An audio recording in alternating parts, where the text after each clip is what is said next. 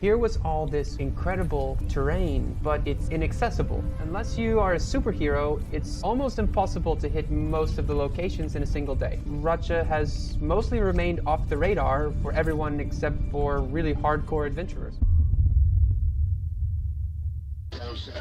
My name is Adam. I'm the co-founder of Snowvigil. Snowvigil is a backcountry skiing and snowboarding project based in Georgia. Well, I'm going to talk a bit about Georgia and skiing in Georgia, how we started with Snowvigil and my friend Ryan. Then I'm going to talk about the terrain in the area where we operate in Racha. I'm going to talk a bit also about the tours, about some tips for winter camping, some logistics and gear. Then I will give some information about the upcoming trips. Georgia is a tiny country size of Ireland, located between Asia and Europe, surrounded by mountains from all sides. It's located between Russia and then Azerbaijan on the east side, and Turkey and Armenia on the south. Also, the Black Sea is the west coast of the country. Why Georgia? Well, Georgia has so much to offer in terms of outdoor things. It has amazing climate. So on the west coast, you can have this subtropical, very humid climate where you can find like banana trees, tea plantations, kiwi, and things like that. So a lot of humid comes from the sea. That of course gives a lot of moisture to the mountains, and that means a lot of powder. On the other hand, you have a really dry continental climate on the east side of the country. So this is a picture from Vashlovani National Park on the border with Azerbaijan. And the reason why I came to Georgia is this. This is the tallest mountain, Shikara, 5,200 meters. Another reason for coming to Georgia could be Tbilisi, the capital city. There's really beautiful historical architecture. You can just walk in the streets and visit all the cute little cafes and restaurants. And also many people from Europe know Tbilisi because of the electronic music scene. A lot of good nightlife there. So after the tours, we quite often end up in the hot sulfur baths, which are around the city. So that's really nice to finish the tours. Georgia is a birthplace of wine, where it all started 8,000 years ago. On the left picture, you can see the so-called amber wine. Some people may think that this is orange wine, but actually that's called amber wine. It's made actually in these clay pots called kvevri, which is also protected by UNESCO. So what they do, they just take the grapes and they chug it into the kvevris and then age it in them and then filter it. That creates this beautiful amber color. And then from the leftovers, Georgians make this brandy called chacha, as you can see on the right picture. Another really unique thing that you can find in Georgia is the food. The dumplings on the right side called hinkali, or the pastry called khachapuri, or these hanging sticks, which are basically nuts dipped in grape juice and dried, called chushkeva. Yeah, and the main reason why people actually come to Georgia is the nature. Here you can see the highest settlement in Europe, a village called Uzhguli, which is in 2,100 meters. It's sitting right in front of the tallest mountain, Shikara. Really beautiful place. You can end up 3-4 day hike there. Very recommended. Beautiful place. Now a little bit about the skiing and ski resorts. Georgia has a bunch of ski resorts. The main one is Gudauri, located like 2 hours north from Tbilisi. Many people know this ski resort because of the viral video where the chairlift went backwards and people were jumping off the chairs. And another resort is Bakuriani, which is more family friendly. And then we have Goderzi on the southern side of the country next to the Black Sea, which is the powder paradise. It has dozens of meters of snowfall during the year. And yeah, you can also go cat skiing there. And it's really, really cool. The more advanced thing, Svaneti, there are 2 ski resorts. They also were hosting a freeride World Tour qualifier last year, I think. Pretty good for freeride skiing. And then Racha is a region where we actually operate. There you don't find anything, no infrastructure whatsoever, really remote place, just you and the mountains. In 2015, was my first time when I came to Georgia on my backpacking trip from Iran. I immediately fell in love with the country and I met Ryan there. We started like coming there, hanging out. Yeah, one day we just saw this guy posting some videos from a really cool place. Now we know Racha. So me and Ryan, one day we just getting on this bus to Racha. We immediately like realizing that this is gonna be like a real deal because like just getting there was a whole day. So, but yeah, we managed to get there and we go for some exploration ski tours, and we immediately like realizing that this is something else than we've seen before. Nothing like this in Georgia. So after this, we just both go home and think what are we gonna do next. We're thinking about making some project there and bringing people. Now I have a short video about the place and why we decided to go there. Here was all this wild, incredible terrain, but it's inaccessible. Unless you are a superhero, it's almost impossible to hit most of the locations in a single day. Because of that, Racha has mostly remained off the radar for everyone except for really hardcore adventurers.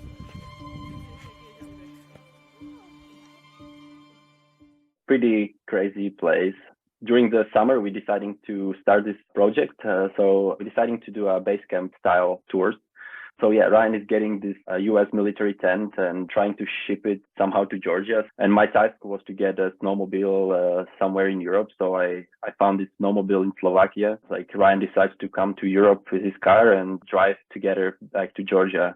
So we're driving like 2,000 kilometers through Ukraine and Russia, and we have terrible troubles crossing the border with all the bureaucracy, but yeah, somehow we managed, and yeah, we ended up in Georgia and went to Racha. This is our arrival to Racha the first year. This is our first tour, so we invited our friends over. Then we had some clients coming over. Everything went kind of okay. We had a good feeling after, and we felt like people could have fun there. Yeah, so we were thinking like, okay, maybe we should do something more than just the base camp. Maybe explore more with the people and show something more than just around the base camp.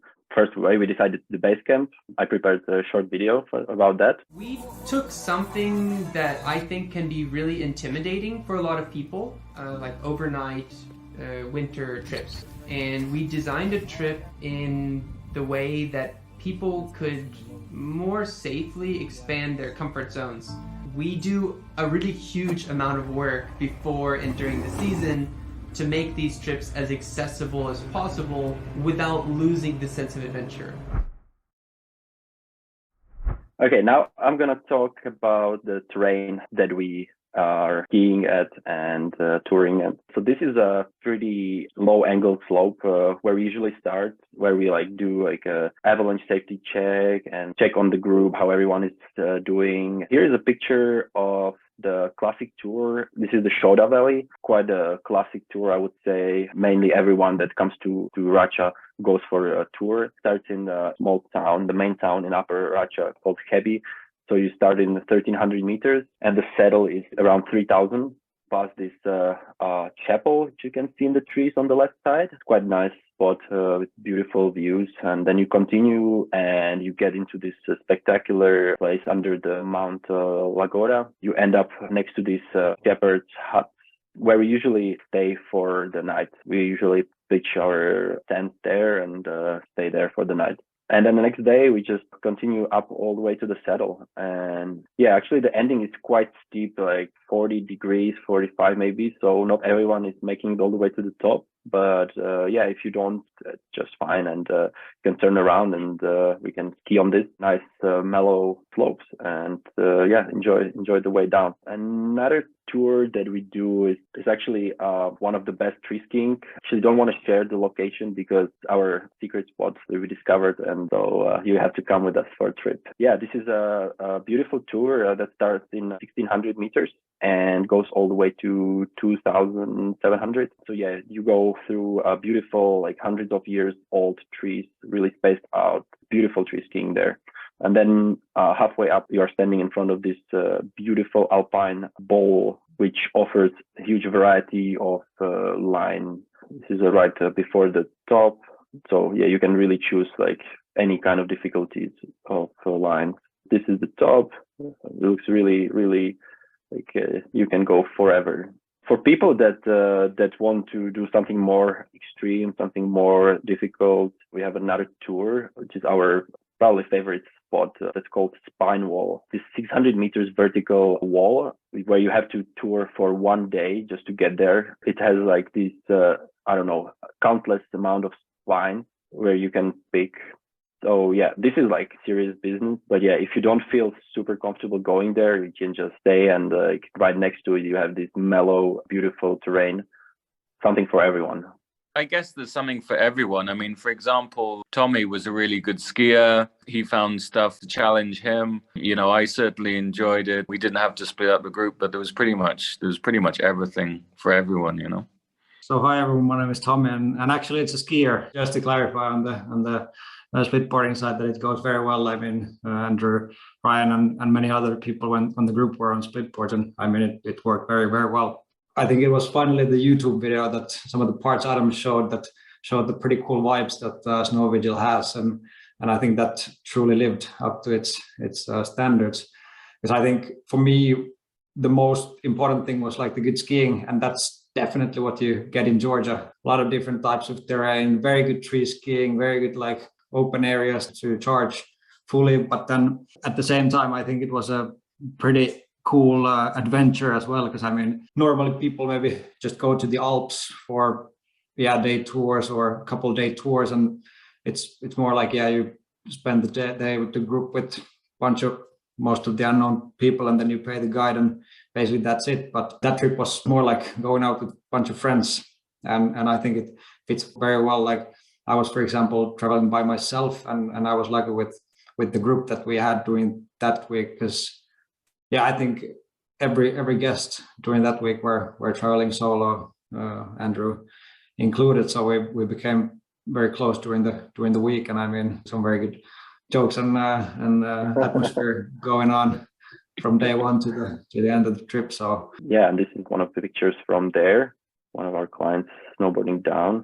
I went on a tour with Adam and also with Tommy as well on the same tour in January. I'm just like averagely good snowboarder, averagely fit, just done a little bit of splitboarding tours the previous year.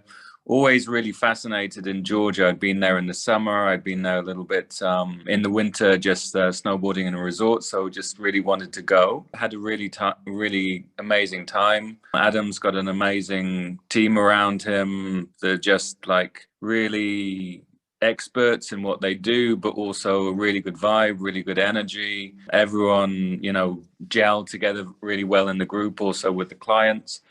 So the group was amazing, and we just went to the most amazing places. I mean, obviously that you can only show so much with slides, but when you get there, just like Adam says, like completely untouched, amazing scenery. You don't see anyone else skiing or snowboarding. You don't even see any tracks anywhere. I mean, I'd sort of snowboarded off piste before and that sort of stuff, and did some ski touring, but you know, I've never snowboarded in sort of waist deep powder and, you know, through trees and like for such long runs and stuff like that. So it was totally like next level experience for me. But at the same time, that there was something that was accessible for someone like me with not a whole lot of experience. So yeah, I absolutely loved it. You know, I'm just thinking, you know, when I can go again, basically.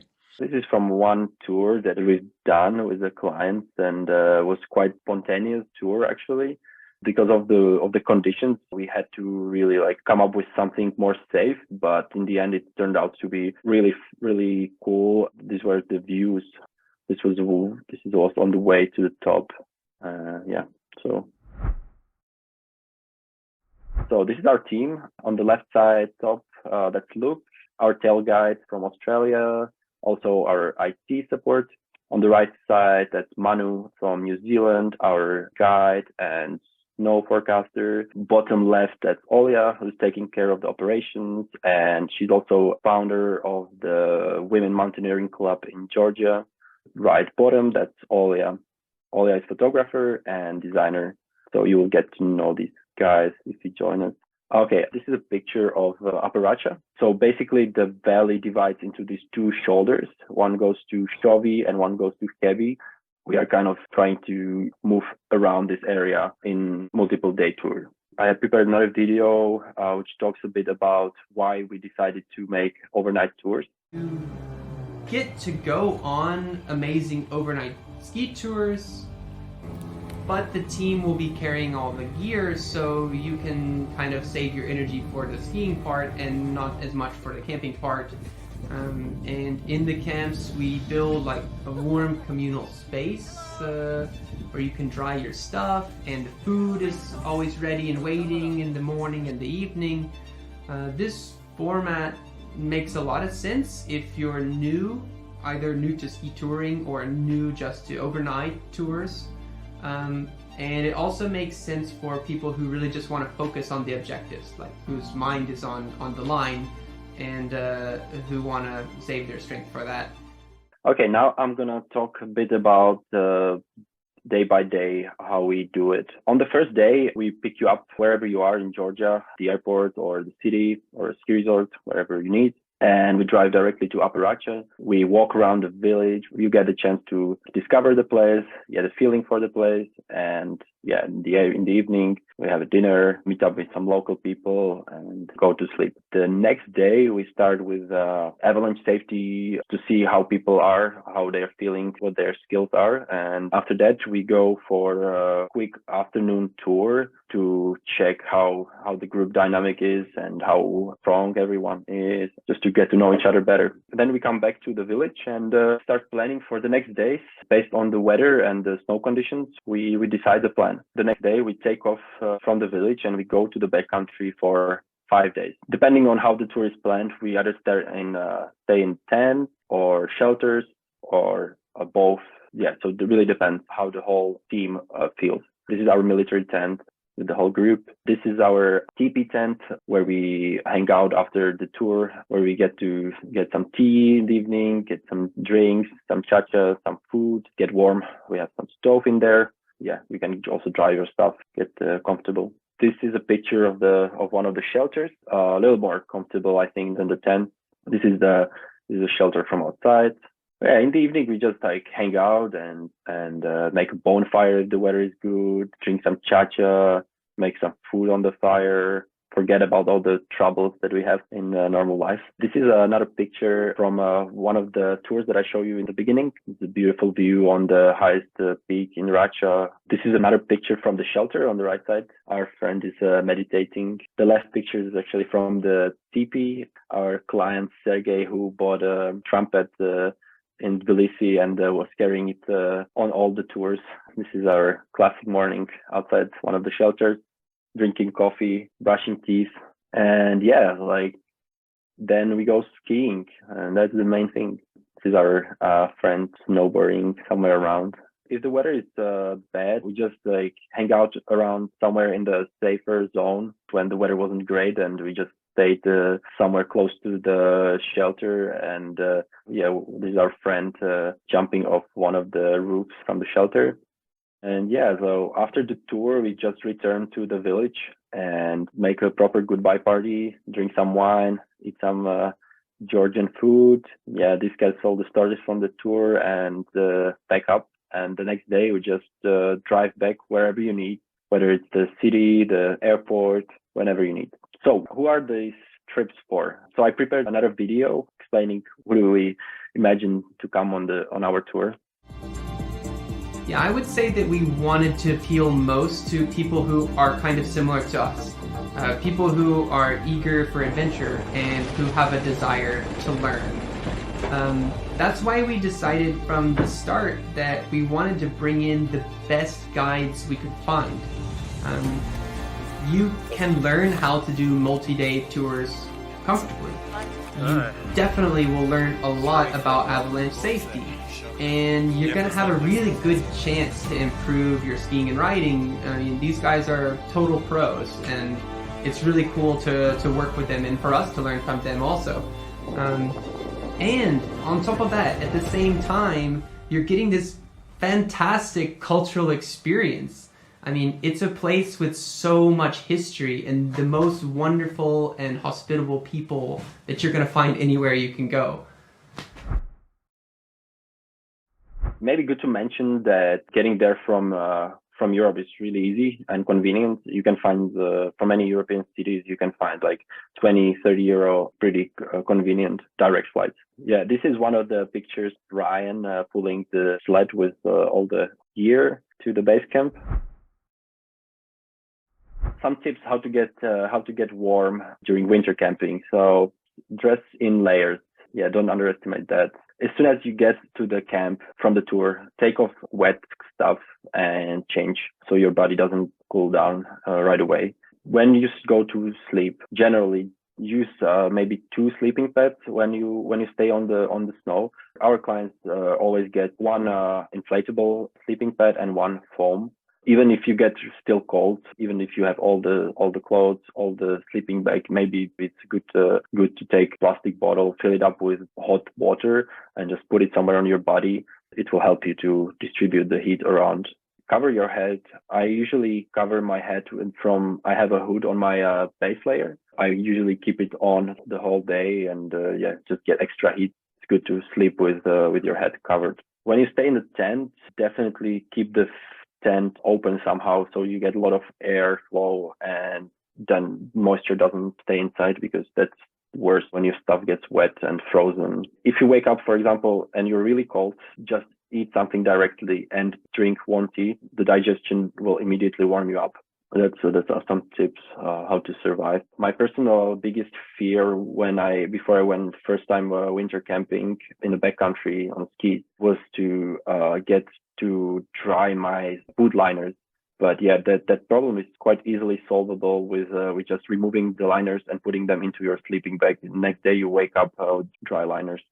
So if you're coming to Georgia, I would recommend bringing some spare parts. Maybe like if you are a split boarder, I would recommend bringing some spare parts for that, or like a ski pole basket, or like for your maybe extra skins or some parts from the skins. That also can be handy. How do I dress up? So definitely on multi-day tour, don't bring synthetic base layer. It will get stinky. That's the main thing. Why dressing up in merino? It will keep you warm even though it's wet. It doesn't stink after a couple of days. It doesn't. And it dries really fast. So that's the main reason why I would recommend wearing a merino base layer. Then second layer, wear soft shell pants. They breathe well and they keep you warm. And then have some nice breathable second layer fleece or something like that. Third layer, for overnight, it's good to have like a Primaloft shorts or down pants, something like that, a puffy jacket, like down jacket or some synthetic jacket. And then, of course, bring some hard shell Gore-Tex jacket or something from that hard shell materials, also hard shell pants. Our trip is usually 8 days. We also have some avalanche safety course. Basically, on this course, you will get certified from avalanche education, and you also get some chance to go on like winter camping overnight tour. And yeah, like we provide a lot of ski touring tips. So it's quite cool if you're like beginner in the backcountry. Group size is usually 6 people, but we are flexible. What's included in the price? So of course the guide, 8 days out there, all the accommodation, all the logistics except flights, of course, all the food, all the transportation during the trip. Yeah, we can also like rent out avalanche gear for you if you need. Also like some ski touring stuff if you need skis or split board and things like that. Thank you, Andrew. Thank you, Tommy. And thank you, 57 hours. It was fun.